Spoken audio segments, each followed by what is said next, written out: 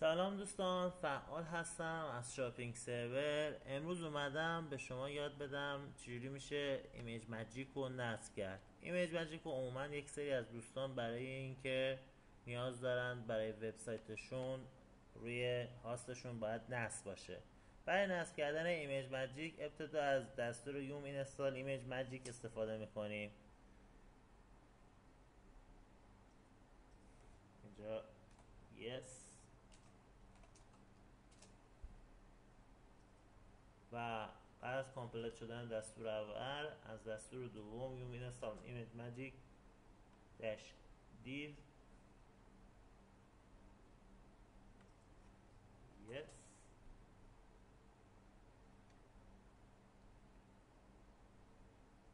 بازم کامپلیت شد و اینجا میریم داخل پوشه لوکال.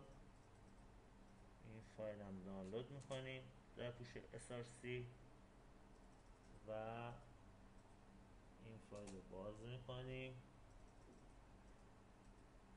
حالا فراخوان میکنیم، میریم توی پوشه PHP پیزو میزنیم و حالا پوشه کانفیگو فراخوان میکنیم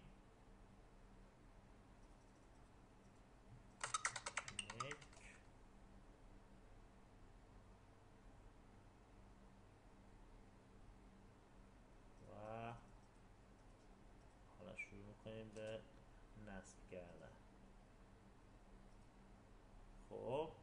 خب دوستان، از نصب شدن از دستور اکستنشن برابر با iMagick.so استفاده میکنیم. الان نصب ما تمام شده، فقط کافی آپاچی رو ریستارت کنیم که اون سرس HTTP باشه و شما الان میتونید به راحتی استفاده کنید. امیدوارم آموزش خوبی باشه، موفق باشید و